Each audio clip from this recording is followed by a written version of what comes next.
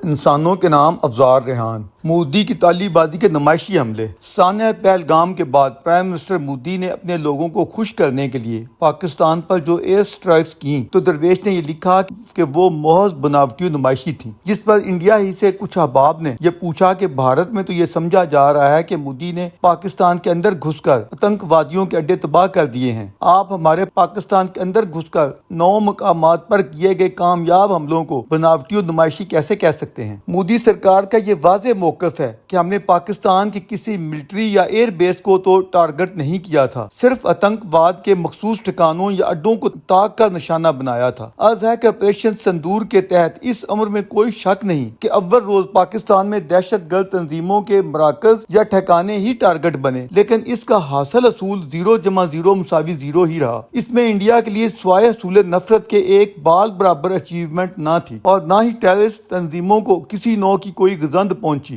ہم یہاں اپنی بات اس مخصوص ایشو تک محدود رکھتے ہیں۔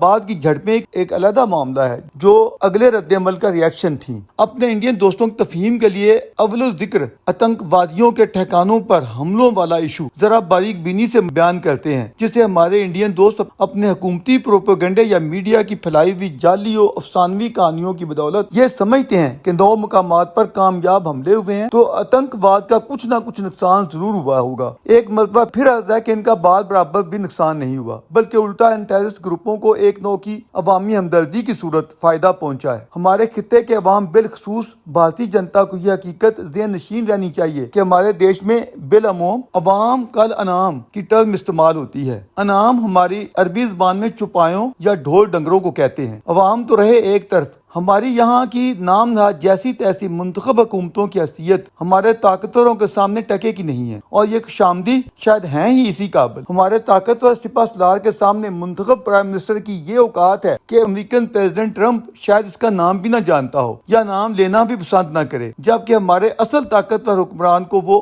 وائٹ ہاؤس کے کمیٹی روم میں پورے پروٹوکول کے ساتھ لنچ پر بلاتا اور پورے 2 گھنٹے تک باتیں کرتا پایا جاتا ہے۔ ایسے ہی اگر کوئی انڈین زیادہ سیانہ یہ سمجھتا ہے کہ یہاں ٹیررسٹ آرگنائزیشنز اتنی طاقتور ہیں کہ ان کے اڈوں کو نشانہ بنانے سے آتنک واد میں کچھ کمی آ جائے گی تو وہ واقعی سادہ لو ہے۔ مودی یا ان کے ہم نماؤں کا یہ بھاشن ہی مضحکہ خیز ہے کہ ہم نے تو آتنک واد کے اڈوں کو ٹارگٹ کیا ہے، کسی ملٹری چھاؤنی یا ایئر بیس کو نشانہ نہیں بنایا۔ جاتے ہوئے کہتے ہو قیامت کو ملیں گے، کیا خوب قیامت کہہ گویا کوئی دن اور۔ اس کے بعد آپ لوگ عالمی میڈیا کے سامنے تصویریں اچھالتے پھرتے ہو کہ دیکھو جی دیکھو، یہ تو سارے یونیفارم میں ملبوس بڑے بڑے عہدوں پر فائز فورسز کے لوگ ہیں، فلاں آتنک وادی عوام کے پیچھے نماز جنازہ پڑھتے ملاحظہ کیے جا سکتے ہیں۔ بلا شبہ یہ تصویریں لشکر طیبہ کے مرکز طیبہ کی ہیں، جو اس درویش کا آبائی قصبہ یا ٹاؤن ہے۔ ساری زندگی یہیں گزری، آنکھوں کے سامنے لشکر کا مرکز طیبہ تعمیر ہوا اور آباد بھی۔ پچھلی دہشت گردی کے بعد سفارتکاری اور عالمی دباؤ کے تحت اس کی سرگرمیاں کسی حد تک مان ضرور پڑ گئی تھیں، اور حافظ سعید بھی اب ادھر کی بجائے اپنی جوہر ٹاؤن لاہور کی رہائش گاہ میں قیام پذیر ہیں۔ انہیں جیسی تیسی عدالتی سزا بھی سنائی گئی تھی۔ یہ حقیقت سب کو معلوم ہے کہ یہ ٹھہراؤ کسی اور وجہ سے نہیں، ہماری اپنی طاقتور اسٹیبلشمنٹ کی ہدایت پر عمل میں آیا تھا، جنہوں نے پاکستان پر پڑنے والے عالمی دباؤ کے رد عمل میں یہ سب کیا۔ یقیناً اس کے پیچھے امریکی دباؤ بھی کار فرما تھا۔ اس سے بھی بڑی تلخ سچائی یہ ہے کہ ہماری پالیسیاں مثبت ہوں یا منفی، ان میں موجود امریکی رول سے انکار نہیں کیا جا سکتا۔ ہمارے ڈیفنس منسٹر خواجہ آصف بیچارے پچھلے دنوں عالمی میڈیا کے سامنے کچھ دبے لفظوں میں اس سچائی کا اعتراف کرتے ہوئے اتنا کہہ بیٹھے کہ ہاں ہم نے اتنے طویل برسوں تک ٹیررسٹ کارروائیاں کی ہیں، لیکن ہم نے یہ سب مغربی طاقتوں بالخصوص امریکہ کے کہنے پر کیا، تو اس بیچارے خواجہ کے خلاف ایک طوفان امڑ آیا۔ حالانکہ اس نے بات کوئی ایسی غلط نہیں کہی تھی، لیکن جس موقع پر کہی شاید وہ درست نہ تھا۔ چند برس قبل یہی بات ہمارے سابق آرمی چیف جنرل باجوہ نے ان سے زیادہ کھلے لفظوں میں کہی تھی۔ انہوں نے تو یہاں تک کہہ دیا تھا کہ 40 برس قبل ہم نے امریکی کوآرڈینیشن سے ٹیررزم کی جو پنیری کاشت کی تھی، آج اسی کی فصل کاٹ رہے ہیں۔ آج ہماری مغربی جانب اسی ٹیرر کا سامنا ہماری مسلح فورسز کو ہے۔ یہ طالبان جنہیں آج ہم کبھی فتنۃ الخوارج اور کبھی فتنۃ الہندوستان کے برے ناموں سے پکارتے ہیں، پھر حقیقت ٹیررزم کے اس موذی ناگ کو دودھ پلا کر پالنے والے کوئی اور نہیں، ہم خود ہیں۔ ویسے ہی جیسے گیانی ذیل سنگھ کے ذریعے اکالی دل کے خلاف جرنیل سنگھ کو اٹھانے والی خود شریمتی اندرا گاندھی جاتی تھی، لیکن وقت کا دھارا بدلنے پر وہی شریمتی جی کے گلے پڑ گیا۔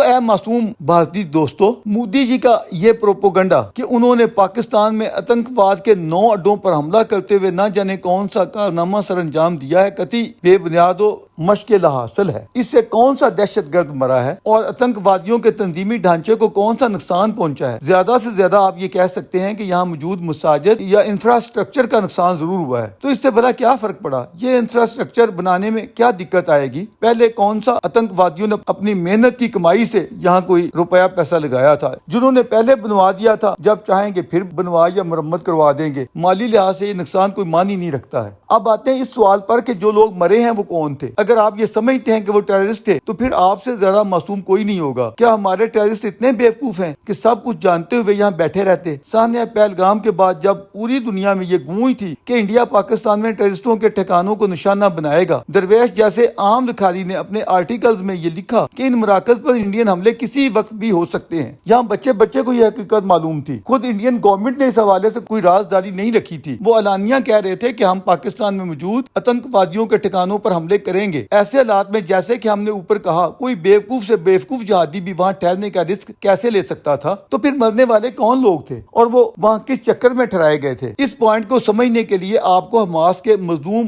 بچوں کی ہلاکتوں کو سمجھنا بہتر رہے گا۔ نچیز کو ایسی اطلاعات ملی تھی کہ کچھ خواتین اور بچوں کو کب اور کیوں کر یہاں لایا گیا تاکہ عالمی میڈیا میں یہ ہمدردی حاصل کی جا سکے کہ مودی سرکار نے کس بے رحمی سے بے گناہ معصوم خواتین، بڑوں اور بچوں کا خون کیا ہے۔ اور سچ تو یہ ہے کہ ایک حوالے سے یہ پہلگام میں مرنے والوں جیسے ہی بے گناہ لوگ تھے جو زیادہ سیانے لوگوں کی پلاننگ کا حصہ بن گئے۔ یوں نتیجتاً قرب و جوار میں ہمارے ان رہائشی مکانات میں رہنے والوں کے دلوں اور دماغوں کو نہ صرف انڈیا کی نفرت سے بھرا گیا بلکہ ان مراکز کی شرارتی تنظیموں سے ایک نوع کی ہمدردی اجاگر کی گئی کہ دیکھو ہندو وحشیوں نے کس بے دردی سے ہماری بے گناہ خواتین، مردوں اور بچوں کو مار ڈالا۔ تو حضور، یہ ہے آپ کے آپریشن سندور کا اصلی حاصل اصول۔ درویش کو سمجھ نہیں آ رہی کہ یہ نیتا لوگ اپنی راجنیتی چمکانے کے لیے کیا کیا حربے اور پروپیگنڈے کے گھنونے طریقے اپناتے ہیں۔ اتنے بڑے ہندوستان کے طول و عرض میں یہ پروپیگنڈا ہے کہ واہ بہت خوب، ہم نے پاکستان میں گھس کر آتنکوادیوں کے ٹھکانوں کو نابود کر دیا ہے۔ اور اس سے پہلے غالباً بالا کوٹ کے حوالے سے اسی سرکار نے بالکل ایسا ہی پروپیگنڈا اسی جوش و خروش کے ساتھ کیا تھا، حالانکہ وہ سب ڈرامہ تھا۔ درویش ایک سچے انسان دوست اور ہمدرد کی حیثیت سے اپنے ضمیر کا فریضہ سمجھتا ہے کہ جہاں تک ممکن ہے ڈھکے چھپے یا میننگ فل اسلوب میں اصلیت واضح کرے۔ اگر آپ لوگ صدقے دل سے یہ چاہتے ہیں کہ ٹیررزم کا یہ سلسلہ ختم ہو تو اس کے لیے آپ آتنکوادیوں کو اسی طرح زندہ پکڑیے جس طرح اجمل قصاب کو پکڑا تھا، اور پھر عالمی ذرائع ابلاغ کے ذریعے عالمی رائے عامہ کو اپنے حق میں کیجیے۔ پاکستان میں اصل طاقتوروں کے ساتھ اپنے معاملات درست کرنے کی کوشش کیجیے۔ سب سے بڑھ کر امریکہ کے ساتھ آپ کے تعلقات میں یہ بگاڑ جو اب پھر آ گیا ہے نہیں آنا چاہیے۔ کشمیر کا ٹنٹنا در حقیقت امریکی حربہ ہے معاملات کو کنٹرول کرنے کے لیے۔ یہ زخم تب رسے گا جب امریکہ سے آپ کے معاملات خراب ہوں گے۔ البتہ کشمیریوں کی دلجوئی کے ذریعے انہیں اچھی زندگی فراہم کرتے ہوئے اور پاکستان سے اپنے تعلقات بہتر بناتے ہوئے آپ لوگ از خود بھی اس ایشو پر خاصا قابو پا سکتے ہیں۔